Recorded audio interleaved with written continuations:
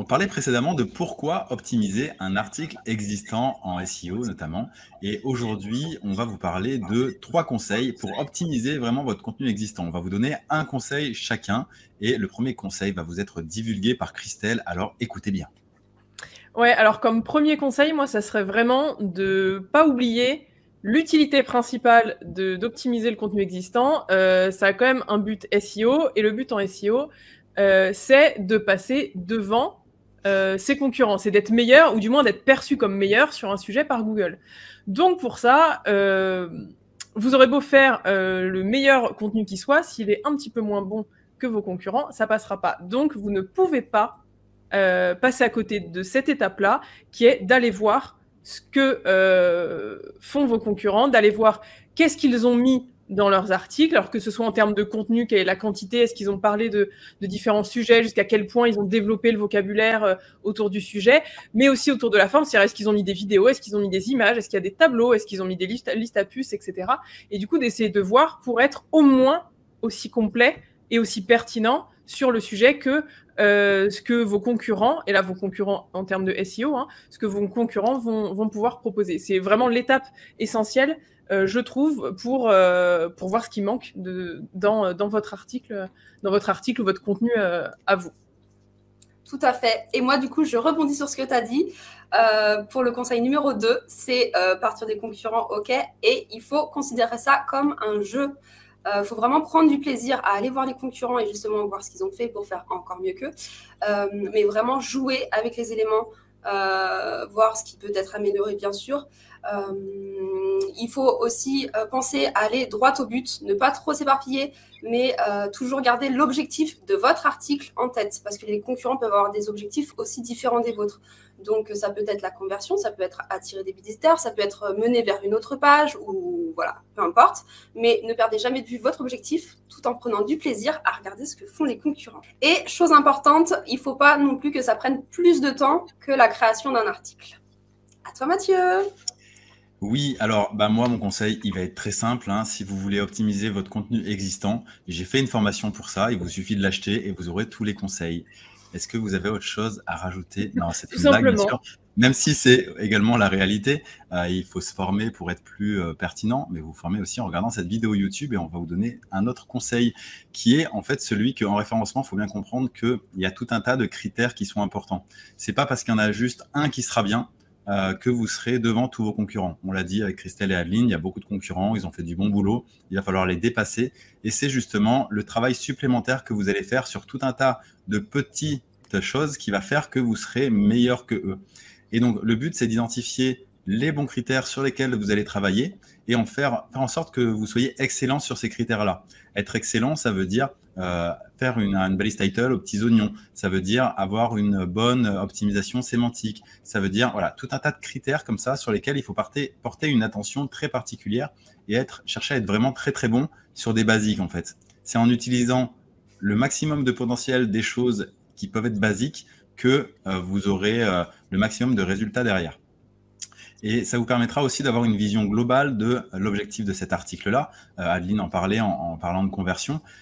Cet article, il a un objectif, ce qui veut dire qu'il faut super bien comprendre l'intention de l'internaute quand il recherche un mot-clé sur Google, qu'il arrive sur votre article, qu'est-ce que vous voulez qu'il fasse comme action par la suite, l'aiguiller, vraiment lui simplifier les différentes étapes. Et donc, ça passe par bien comprendre son attente et lui délivrer le meilleur contenu du monde, en fait, pour lui. Et le petit bonus que j'aimerais rajouter, si c'est vraiment un article qui a un gros potentiel business pour votre client ou pour vous, ça peut être de faire en sorte d'avoir un call to action, un passage à l'action qui soit facilité. Dans le sens où, si on est sur un blog, par exemple, le business model, ça va être de récupérer l'adresse email des gens. Et donc, on a souvent un pop-up qui apparaît avec un message pour essayer de récupérer l'adresse email de la personne.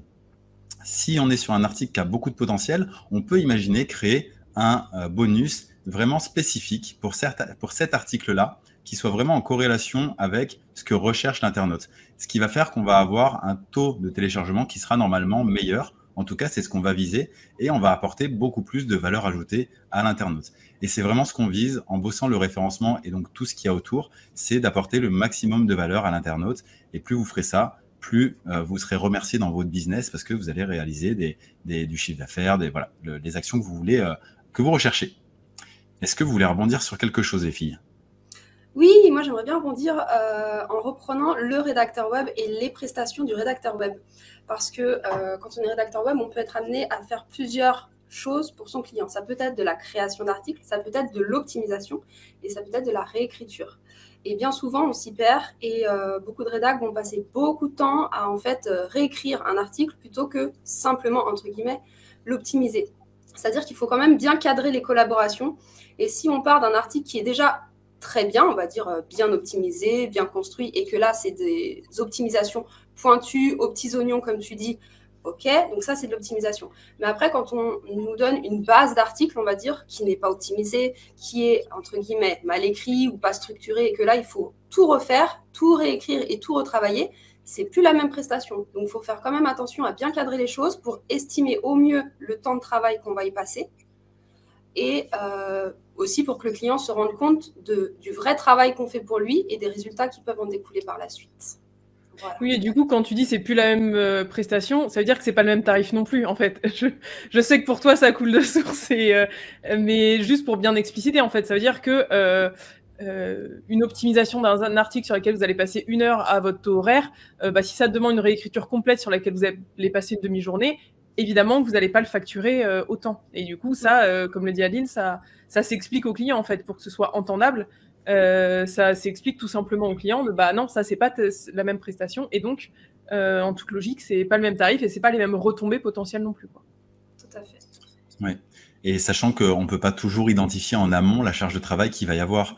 Et donc, le but, c'est pas toujours de faire le travail en amont pour dire, finalement, il faudrait presque avoir fait le travail pour savoir le tarifer et faire le devis. Et le but, c'est pas ça non plus.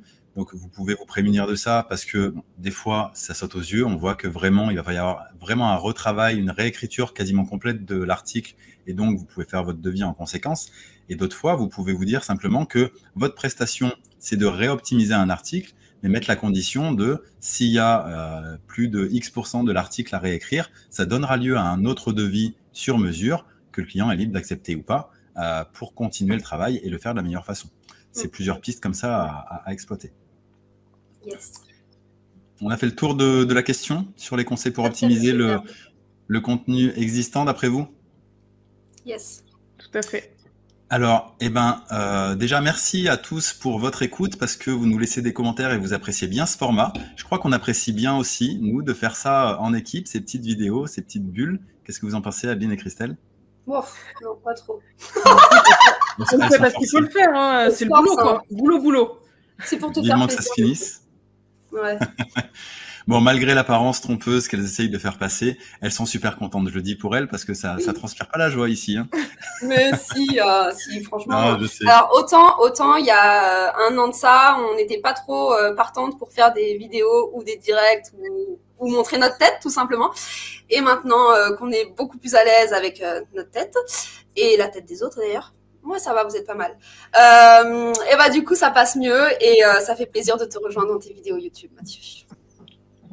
Super.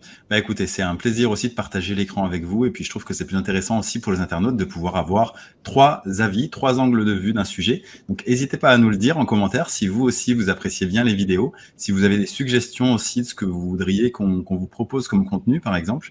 Et puis, avant de se retrouver pour une prochaine vidéo, je vous propose, si vous ne l'avez toujours pas fait, de télécharger la checklist SEO pour les rédacteurs web, histoire de monter en compétences en SEO, parce que c'est quelque chose qui est important, notamment en 2023, pour faire une différence par rapport à vos concurrents, pour apporter plus de valeur à vos clients, pour vous démarquer, par exemple, de l'intelligence artificielle. Voilà, pour plein de raisons, c'est super important de monter en compétences en permanence. Et donc là, on vous propose ça, c'est gratuit, ça va vous faire monter en compétences en SEO. Donc, vous n'avez plus à attendre, hein. Allez-y, ça se trouve en description.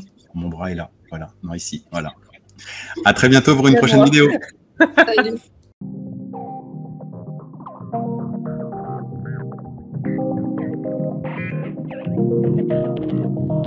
Thank you.